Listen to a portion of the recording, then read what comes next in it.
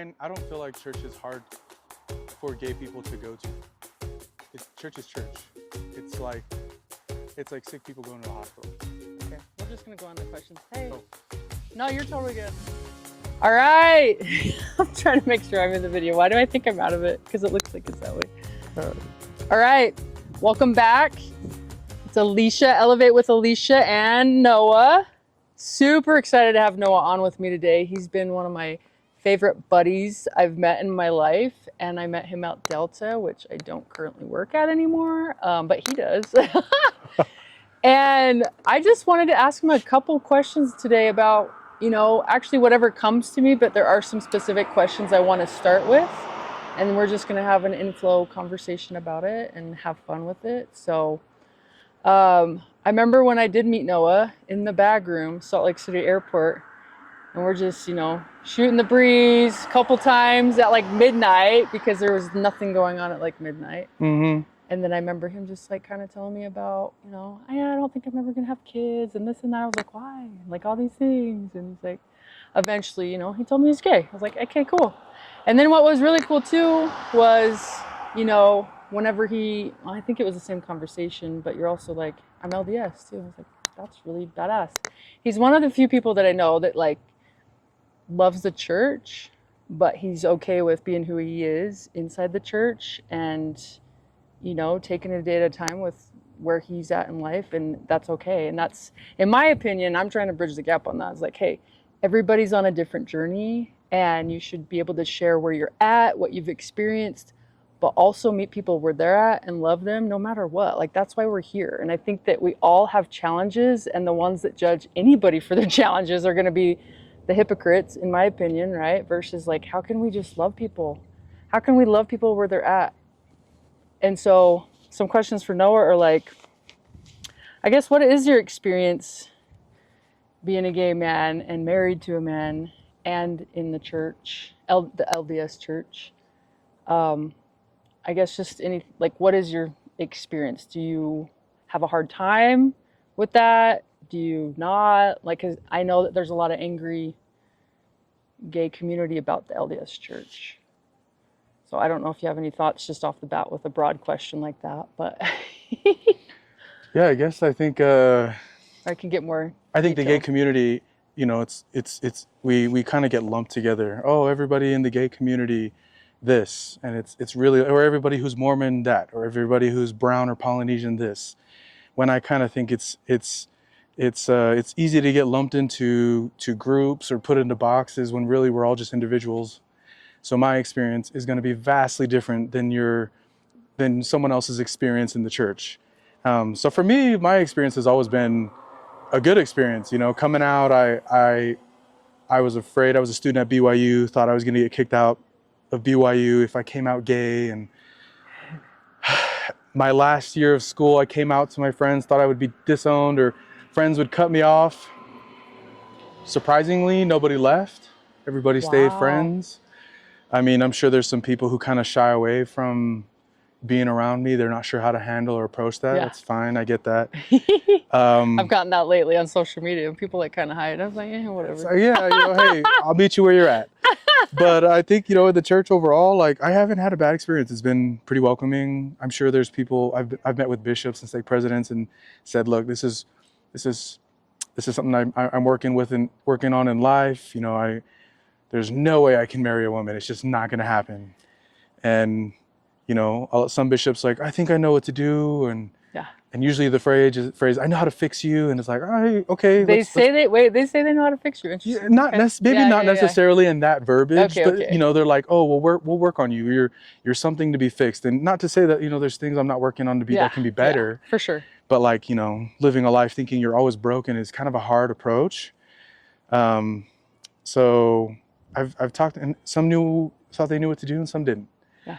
But the reality is, for me, I just had to make it my own. It's not a challenge that they deal with. So how can they tell me how it is to be gay and how to handle my life and how to live? So kind of took the reins for myself and decided, why can't I just talk to the Lord in my own way and ask him and be like Israel and wrestle with the Lord in my own right? And I've definitely wrestled and fought some battles. Okay. even had it out, hashed it out with him. And I think, you know, in the end, it's been better for me to just, religion is my own. So, you know, I don't tell anybody, hey, if the church, you should be going to church, you should read your scripture, you should pray. I'm like, no, no, no, no, no. If the church isn't a place that you feel is good for you and your soul, don't go. Yeah. You know, you don't need to be there. Yeah. Go find somewhere Yeah. that works for you. But for me, the church is, I left the church for 2 years, you know, went and explored, figured myself out, and found, you know what, the church is where I like to be. And I love that community. Especially being Polynesian, it's kind of ingrained in us as children. Some people might say, oh, you were brainwashed. Okay, whatever. I was going to ask that. Good. You know, a lot of people, oh, you're brainwashed. Okay, maybe I am. And you know, who's not brainwashed to some level? Like your parents. To some level. Your parents TV, instilled, social media, parents, society, values, school. Yes, everywhere you go, somebody's going to try and sell you their ideas, whether it's go to the church, don't go to church, whether it's this political party or that, whether it's this restaurant or that person. Or brainwashed by your trauma. Something. There's so many. There's always something. So the key is make it your own. Whatever you grew up with and you learned on your own. Yeah. Find out where you're at and what works best for you and do that. Yeah, I love that. So yeah, I don't know. My experience is different. I love the church. In fact, the church I go to church with another gay couple. Okay. And I go to church with a lesbian couple, and they have kids. So you can call our word. The Church of Jesus Christ of Latter-day Saints. In the Church of Jesus Christ of Latter-day Saints. And people say, oh, you know, the church hates you gays. And I'm like, surprise. Haven't noticed it. Haven't felt it. Maybe there's people who've made some comments or remarks. And what? Yeah. And what? So let's go deeper with that. What do you think they mean by like the church hates gays? Do you think it's because that's like gays can't get married in the temple? Is that where it's coming from? It's a false statement. The church, I mean, maybe because like the standard is like the, you know, maybe the church, you could say, oh, the church hates gays. Okay, the church as in the people in the church. Okay, I'm sure you'll find you'll find one or two. Like the church is, to me, is vastly different than the gospel. 100%. Yes. So if you're gonna base your opinion on the LDS church on the people in the church, I mean, come on, you're gonna find other human beings who are imperfect. Yeah. Show me somebody who's perfect outside the church. You won't find one. Show me someone who's perfect in the church. Yeah. You won't find one. Yeah. So, okay, there's probably people who are in the church who hate gays. And so what? Yeah. No, I love that. There's probably people in the church who hate all kinds of things about you, whether you're gay, you smoke, you have a tattoo, you're a female, you're a male. Who the heck cares? And let's admit one thing. A lot of people have a hard time being vulnerable, especially in Utah, because we do have like the highest rates of like so many different addictions. Sure. And I think it's because people hide that. At least, this is my opinion. You can take it for whatever it is. It's like at least the gay community, oftentimes, like they're coming out with the struggle. They're at least sharing that. But a lot of people are hiding behind that. And it's easy to judge somebody else that's showing what their challenge is on their shoulder, per se. But it's just interesting. Do you also think though, like how does it make you feel? Because I know this hurts some people. How does it make you feel that the LDS church says that you can only have an eternal marriage between a man and a woman? That's a tough one, you know? Okay. It is definitely one that I'm, you know, I don't have any bad or good feelings towards it. It's just kind of a feeling of, okay. You know, weird to think, oh, when you die, me and my husband, we're just going to be friends or buddies. You know, like, well, what are we? Yeah. I'm not sure. I'll leave that for the Lord to figure out when, you know, I'm not sure. I don't have a feeling towards it, to be honest. It's just, all right, well, I can't be married in the temple. I can't do things in the temple. Even though I'm married, I still can't take sacrament. No, not at all. Okay. You still can't take sacrament? Still can't. No, I talked to the bishop and said, hey, you know, now that I'm married, technically I'm married, shouldn't I be able to take the sacrament? He said no. Okay. I was like, oh, okay, that's cool. I just wanted to check, you know, if I'm supposed to be. Do you have your own personal witness on that or opinion or? Nope. Okay. No. But it's just kind of went to the bishop, said, hey, here's where I'm at. Would love to take the sacrament. He said, oh, no, that's not your thing. Oh, okay, cool. So the key is, you know, for me, it's, I guess if you're a member in the church and you're gay and you live the gay lifestyle like I do, finding ways to exercise your religion is not easy because I can't go and do temple ordinances, right? Can't pass sacrament, can't partake of the sacrament, but I can pay tithing. And some people will be like, oh, you're going to give the church your money and they hate you. Oh my gosh. You know what? If there's a way to exercise your faith, do it. If it's just going to church and singing, cool. Yeah. If it's going to church and taking on a calling. My calling in the church is elders quorum, activities committee. You like they say, lift where you stand. Yeah. So exactly. I do what I can. There's things where that I you're at. can't do, and there's things that I can do. And if there's a way to profess my faith, then it's paying tithing. It's saying my prayers, reading my scriptures. It's going to church. It's going and sitting at the temple. In the moment. Yeah, like, I mean, I'll never be able to stand in a circle with my siblings, kids, and, you know, do the child blessing, but I can still be there and support and sit in the back and just be there. Yeah. You know? Yeah. Do what you can. Yeah. So is there anything you wish could change culturally? Maybe not doctrinally, but... Culturally in the church? Yeah. I get, you know, the culture of the church is vastly different depending on what part of the world you're in. Yeah, true. What about Utah culture then? I mean, I don't notice anything. Okay. Yeah, like there's nothing in the Utah culture, and this is my experience. I can't speak for anybody else, but my experience, I've never had any drama. And granted too, you know, people don't pass me and go, "Oh yeah, he's definitely gay." You know, I mean, maybe, and I have moments where they're like, "Oh yeah, he might be." That's true. Or when like I first met you, like if me and my husband are Mutual. together, and I go, "Oh, this is my husband," or we're holding hands, or whatever, then you would know. But, yeah, for sure. you know, I'm not the type where you can just walk by and be like, "Gay," so I don't really have to worry about that. I guess not that there's something to worry about. But you also don't try to make that a statement. You're not one of not those that are like, people better know. Yeah. You know, instead of just being like, whether they know or not, I'm still me.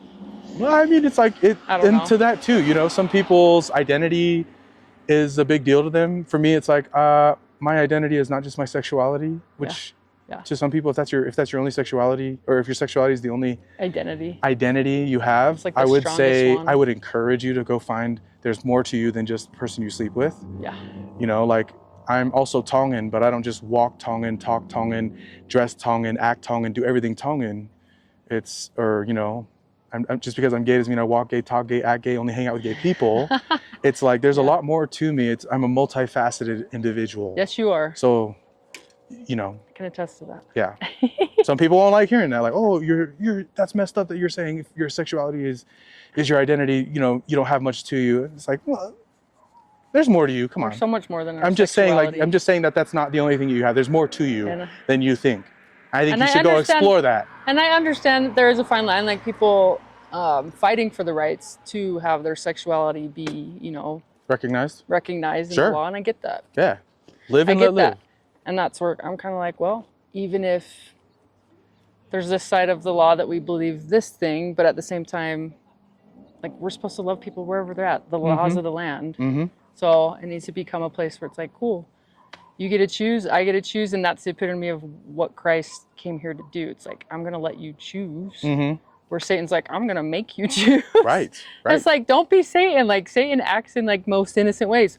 Well, I'm going to make you, like, for me, I've come across a lot of LDS parents, you know, from their own generations and maybe not understanding the spirit of the law, in my opinion, but a lot of kids who their parents did treat them horribly for being gay. And I think that's kind of the bigger gap.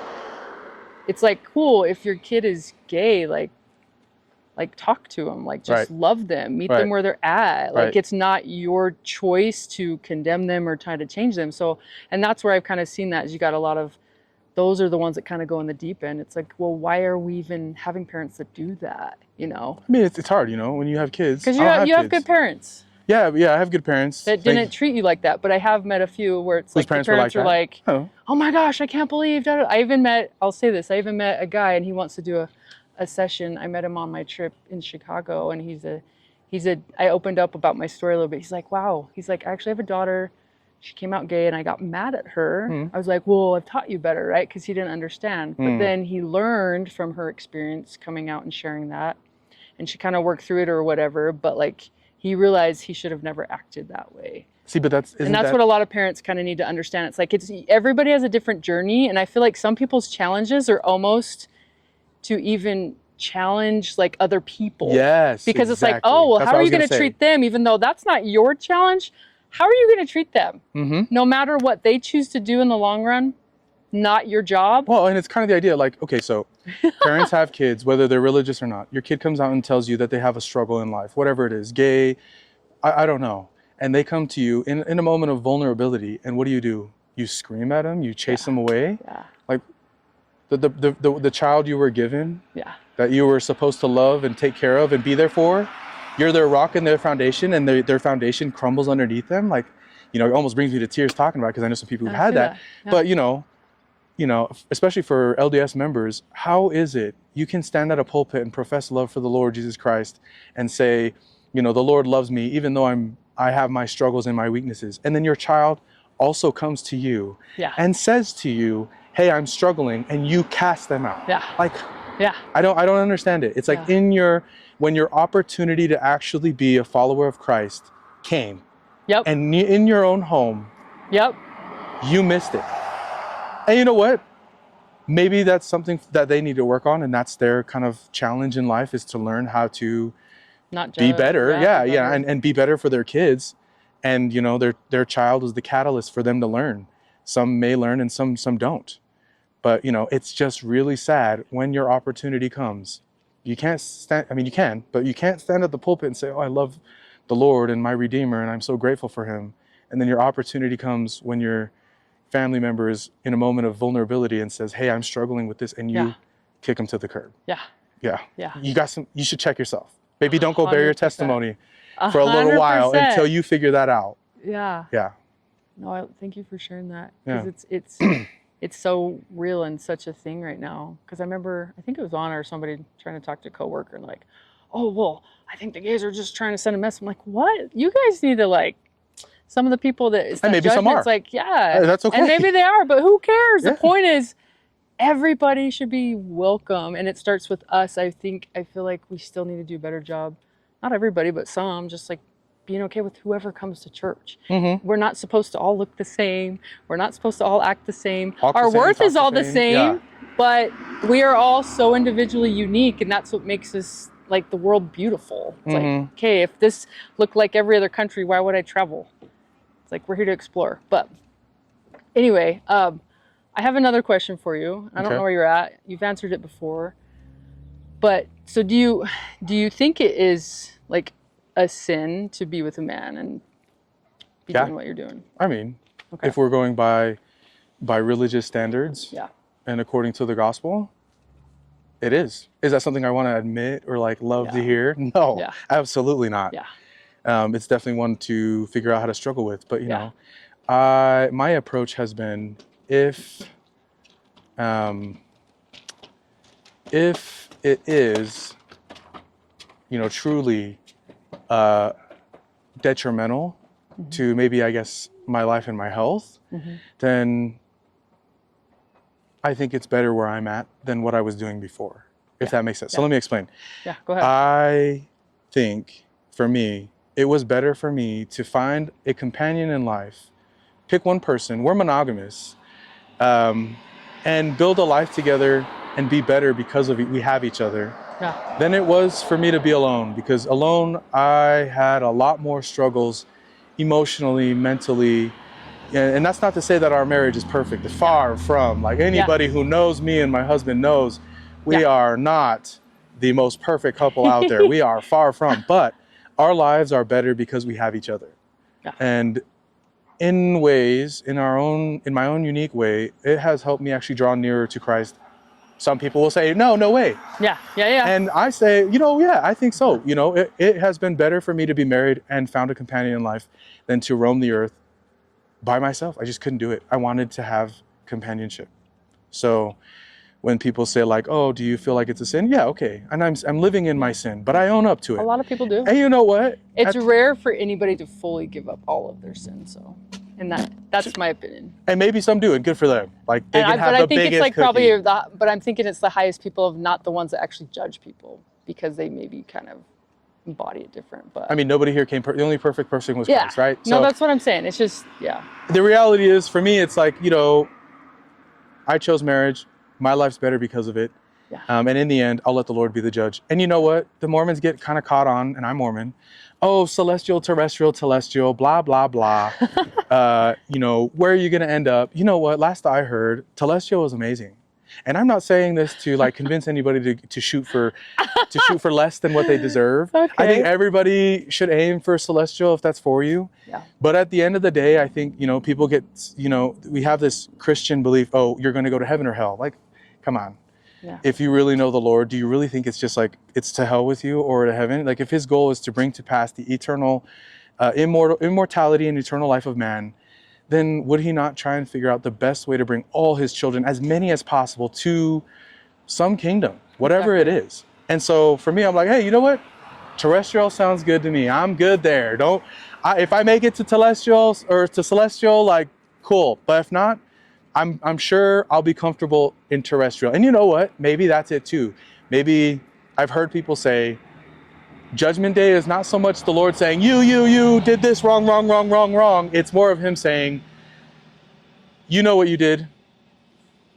I don't need to bring it all out. You know your life. You know what you did. Wrong, right, commission, omission. Or maybe where do you think you'll be most comfortable? And it's probably us saying, you know what? I don't think celestial is for me. I would rather go to terrestrial. And the advocate, Christ, stands on our side and says, no, remember all those things that you did, all those good things.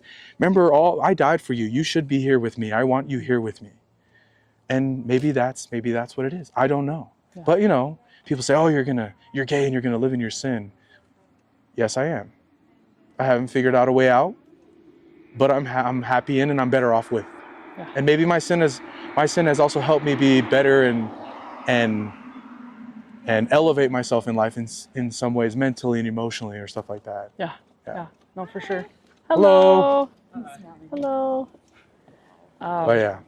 No, thanks for sharing. I mean, I love talking about that stuff too, because again, everybody's just on a different level, and it's, in my opinion, it's a receiving game, and there's a lot more to it. And I think we just get layers as we go and as we desire that, and everybody should just, let's love each other, let's help each other, meet people where they're at. God does that for us all the time. He's just meeting us where we're at.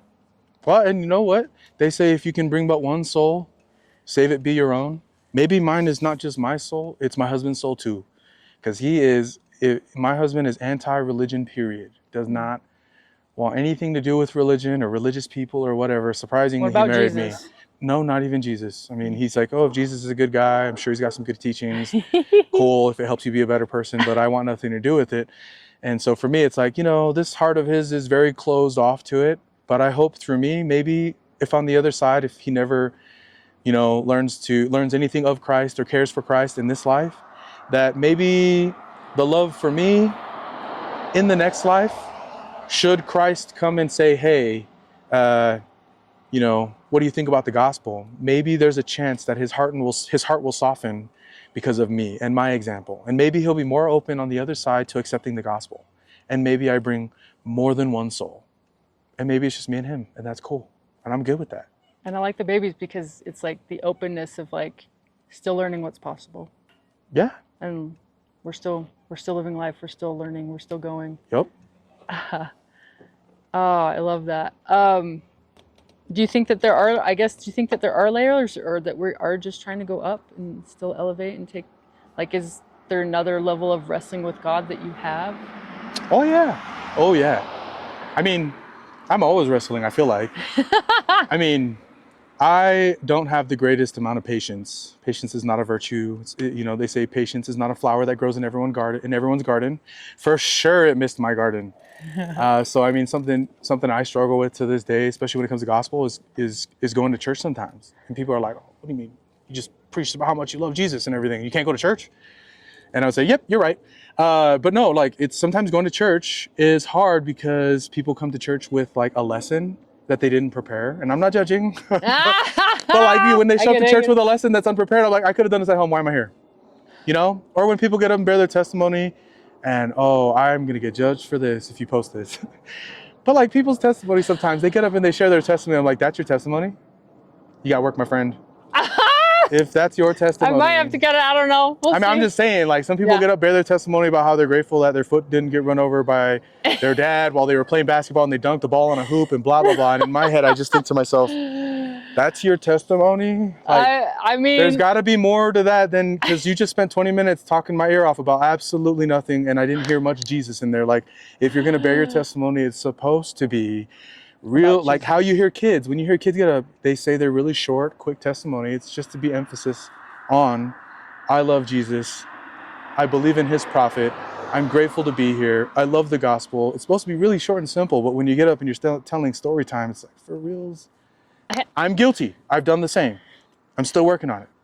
But I do agree with you. sometimes I leave church because I'm like, yeah, can't do this today. I agree with you, and it's funny because like I've been shy most of my life. I've really never had a testimony because I've just been throughout my whole survival life and trauma. I'm like, how do people get up there and talk? But I never really felt their heart. Oftentimes, sometimes I would, but for me, I never even wanted to go up there because I never, like, I'm not gonna go talk about that, but I'm not gonna just go up there and say, oh, I know Jesus like is this and that, because I actually didn't understand that either. Right. So for me, I just, like, the first time I ever gave my testimony was like a year ago, ever in Really? my life. I actually And didn't know nobody that. knew. I didn't know Nobody that knew. either.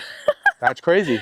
And then I gave my talk ever for the first time in December for Christmas, like the week of Christmas. And I had people come up to me like, you should teach people how to give talks. And I'm like, that was my first talk I ever gave at church.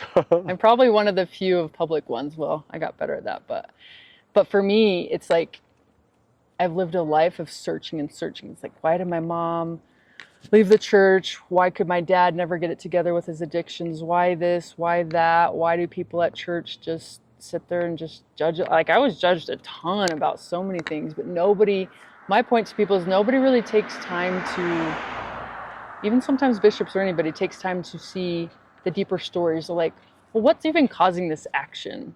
For me, even like my bishop, and not this bishop, I've had some crazy ones. This one's actually amazing, but he's like, oh, I didn't know your dad wasn't like a priesthood holder and that he's not living anymore and that he was never really around. I was like, yeah, like that's where people don't, this is the depth that we're missing in the world, in my opinion, because people have forgotten how to actually connect. And maybe it is the patience thing too, I don't know. But the connection, it's like if we'll go deeper with people, we'll start to have more compassion and realize, oh, wow, now I can maybe see why this, not giving an excuse per se, but now I can see this person maybe through Jesus's eyes, God's eyes, more than just, I can't believe you did that. Like for me, I remember like my bishop had no idea all the work I had to do leading up to starting to even work with him at the church. He thought I just came there and that was it. Like I was just sitting at home. And I spent a ton of money to do a ton of like deep work. And I remember him just saying like, well, those are some, crazy decisions that you made and whatever he said, but it wasn't more depth of like, again, people aren't going deep enough to find like, maybe like, wow, okay, maybe there's something there. Let me just love you like this. And like, let's go there, and just getting to know people more. It's a lost art right now is what I'm finding. Because even a lot of people, I just ran into somebody that you can tell. So I attract people with tons of trauma, and I realize it's because I come from that. We're opposites. And my parents, yeah. People with trauma, I'm like, just stay away. And yeah. But I've had to live a life of it and survive it and watch my dad be so misaligned and, an alcoholic and all these things. And I love him. I don't say that out of disrespect, and he knows that on the other side now. But learning from his story and now being around so many people in that, I see these people, and they're also just maybe like the gay community or whatever too, of like people that are so misjudged because they don't know what hell that they've been through. Oh yeah. And so they're like, oh, they're just a drunk, or they're just this. And then so I met this girl, and I went to this party for a friend, and it's like my soul connected with hers. And she was just doing karaoke, and I was just cheering for her, like rocking out. And she was just like so full of joy that somebody even could like notice her. And I remember just a couple weeks ago, I went to go get dinner with her, and she brought me presents and everything because she just didn't feel like worthy to even like sit with me because she didn't know her own worth. And I'm okay. She's like, this is so cool that I can just like, why do you care about me? And then, but once I went deep with her, like, dude, her mom's been like murdered, all these things, and craziest life one of the craziest lives I've listened to. And it's funny because she's like, it's cool because you're so like down to earth and this, but you also, I started following you on social media, and you're also like a Mormon person. I'm like, that was cool. And she's like, I actually was Mormon when I was younger, but I went to church by myself because my mom's gone and this, and I just was like by myself all the time around these families. And then she just stopped going. but she's like so open to the church, and it's like, this is crazy because we don't make time to get to know people. It's like, hey, do you want to maybe come to church one day? I don't care that you're tatted all up and that you're this and that, because I see you for your heart. I can see deeper than what everybody's maybe judging you for. And it was such a cool experience, because the more I experienced these things, like, dude, people are craving connection and people want these things. It's like, we just got to take time to like look and ask deeper questions. Connect. To connect. It's like, people to connect, because this matters more than just like, oh, you're not looking perfect and you don't have this perfect job and you don't have this title. It's like, I feel like everybody's just chasing the world. This is Satan's trap of like, well, I got this and I got this house and I got this and I got all these things and I'm Gucci. And Christ is like, but do you have my heart? Like, are we well, I mean, in the works of aligning? Are we at least in that process? Even if it's not fully aligned, it's like, but is that your direction, or is your heart fully just trusting the world of like, you got to have this, or are you trusting him like, hey, please let go, just let go and let me help you?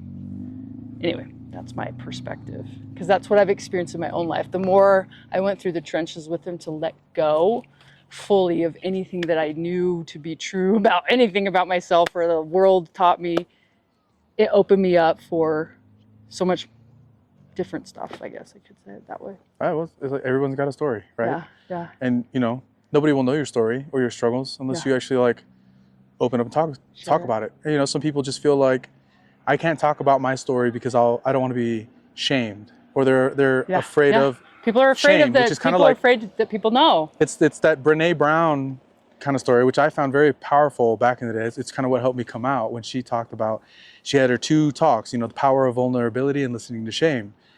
I think people struggle with connection, one, because they can't be real with themselves. Yep. And if they can't be real with themselves, how are they supposed to be real with other people? Now, I'm not saying you won't have connection because you're not being real with yourself. I'm just saying you're not going to get the depth that you want in relationships, whatever those are, if you can't really accurately and 100%, be yourself. We're all working on being 100% with ourselves. Yes. And that's why it's like, it's all a personal journey. Yeah, so it's like you'll find connection, but it helps to be open. People ask questions, share. You want to know something, ask. How are you supposed to gain depth and learn and grow and learn from others and be close if you can't have depth of conversation, which is something else that we're struggling with in society. Like people, if you say something that contradicts or is contrary to their beliefs, oh, shame, cut you out. No, can't do anything to do with you. I have a couple hot takes that people are like, oh, what's wrong with you? For me, this is a hot take, but soggy cereal. Absolutely. Let the cereal sit. Get soggy. That's funny. Some people are like, oh no, that's something's wrong with you. Or, this was another one. I don't like ice in my drinks. I would rather drink a hot soda. And people are like, a hot soda? That's disgusting. Hot take. I'd rather drink a warm, maybe not quite hot, but warm soda than an ice cold one. Got a couple of hot takes, so I might have lost some friends. That's funny. Yeah. I guess this last question then, because this is long and we're gonna have to do another one at some point. I think I shared with you like my post, like I gave my testimony at church about like dating women and that whole sphere. I like, you kind of knew this whole phase I went through because you talked to me a few times, and I was hella confused and I was hella trapped in it. And everybody has their journey, but that was part of my journey of going through that. And I was just like, how can I ever like maybe like a man or whatever? But anyway, I just shared my testimony about it on social media and the depth of process I went through, and just, how like I felt that I've just felt chains fall off of me for whatever it is, right? And I know a lot of people call me like the happy single person, but I've found whatever I found. But you can be happy being single. Like, you don't need someone. If you think having someone in your life will make you happy. Yeah. Well, because like if you can't be happy on your own, you don't belong in a relationship, because if you're expecting them to fix your happiness, you're wrong. Exactly. They're going to add more to your stress, more to your worries, more to your everything, more to your wonder and amazing. Like, they add more. So, if you're 100%. You got to come to the table with something. So anybody who thinks like, oh, being single, you can't be a happy single person, like, they're wrong. Yeah. Well, because my message to people, they're always looking for other people. And if there's trauma and there's attachment styles and all these other things going on, like, it's going to be the same pattern until you break it.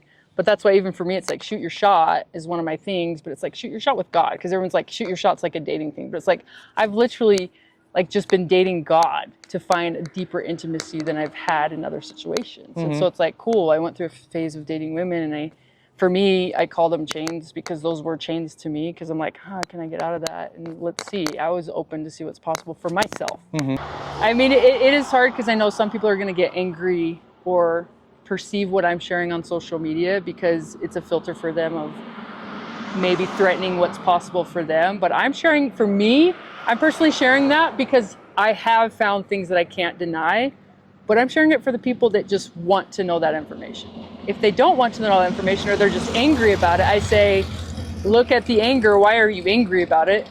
Or like, cool, just be happy for me. I can be happy for you. We can like be happy for each other. If it's people who are outside the church, the church is false to them. So the rules technically don't apply. So why are you worried? Yeah. And that's what I'm saying. It's like, why does it matter? Because I'm threatening. I don't know what the threat is, because I'm like, for me, I can understand their threat. I get it. Is by you saying that, you're challenging maybe the safe space or the safety or the thought process in which that governs the way that they live. Yeah. Okay. But like, you're going to find that everywhere. You know, people are going to challenge your beliefs, the way you do, the way you move, the way you operate, everything in life. It's always going to be challenged. So the key is to just find confidence in what you already are doing. Yeah. And just say, this is the life I've chosen. I own my life. Yeah. What other people say or think, they ain't paying my bills. No, but that's what I'm saying. Like for you, it's like, did that even like threaten you? It's like, the only thing that threatened me, truly, was my concern for my relationship with my family, immediate family. There was worry, you know, by choosing to live the lifestyle. How would my family perceive me? How would my family interact with me? How would they interact with me? I didn't know, but thankfully I had a family that was open and just said, well, we love you. You know, you're our son, our brother, our cousin. You have a place in this family, a role, responsibilities. You belong here. And I lucked out with that. I love that. I can't say that everybody's experience is that. And if their experience isn't that, and their family rejects them, cuts them out, people disown them, then I don't blame them for being mad at their family. I don't blame them for being mad at traditional families. I don't blame them for being mad at the church. I don't blame them for anything. If they're hurting and the cause of their hurt was the church or their family, well, then they have good reason. And I would probably, who knows, maybe I would have been in their shoes doing the same thing. So makes sense. I try not to judge, you know, people leave their church or want nothing to do with the church. All right, cool. Tell me your story. Like we said, let's learn about each other and find out. And if that was your story, you know, the church, maybe that's not your place.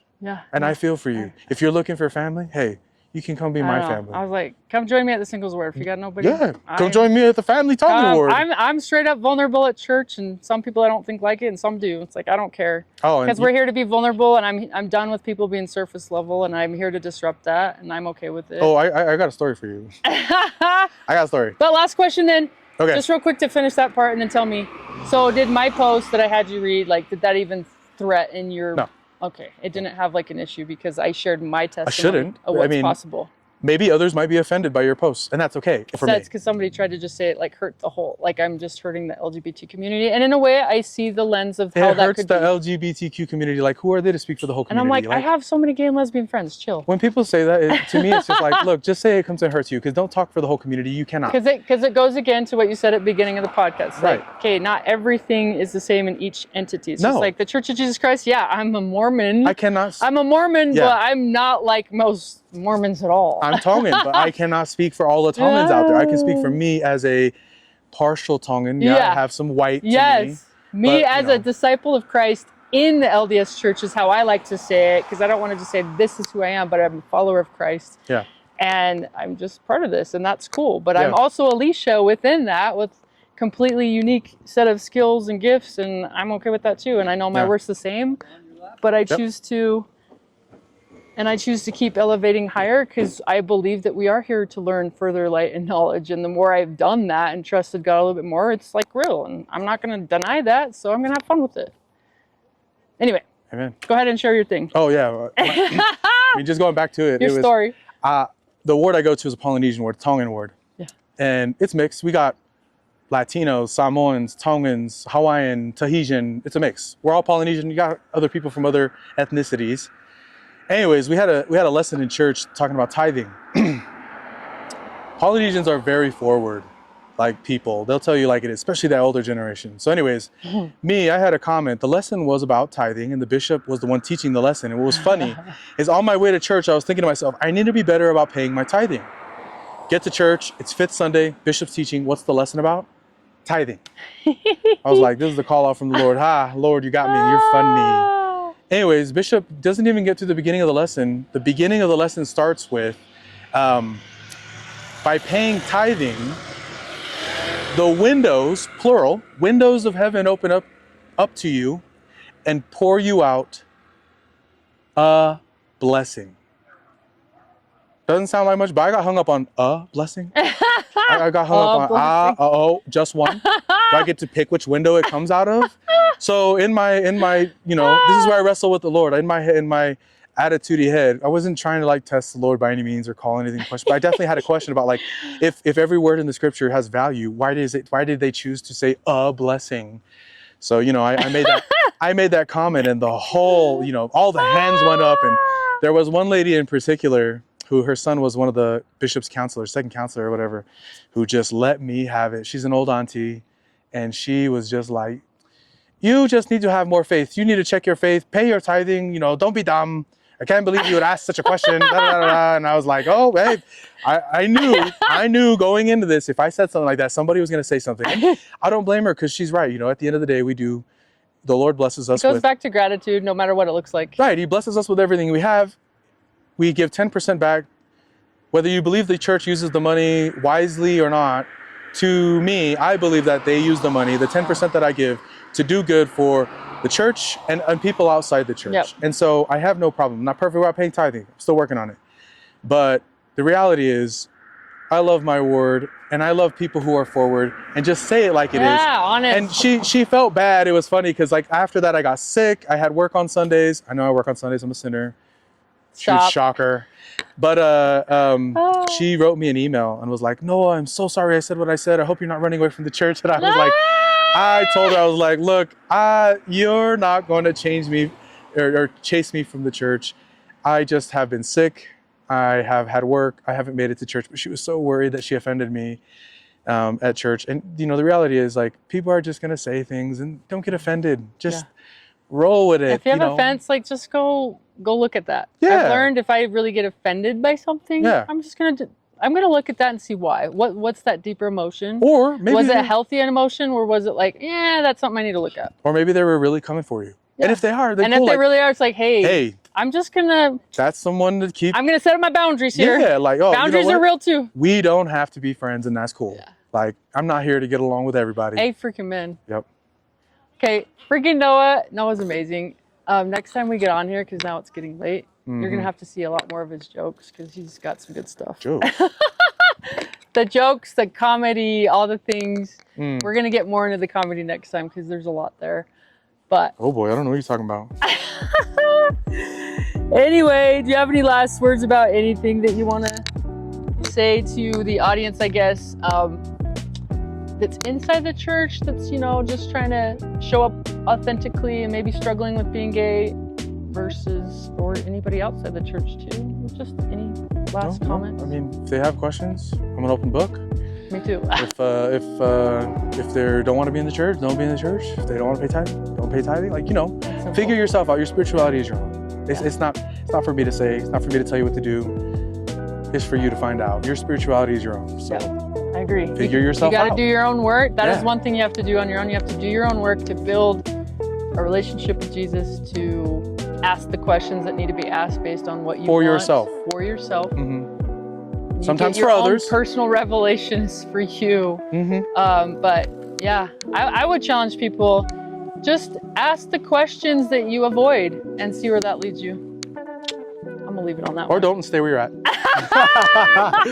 Hey, I freaking love Noah. Again, Noah's one of my favorites. So yeah, shoot your shot, elevate higher. Thanks for my hat, Noah, and y'all have a good one.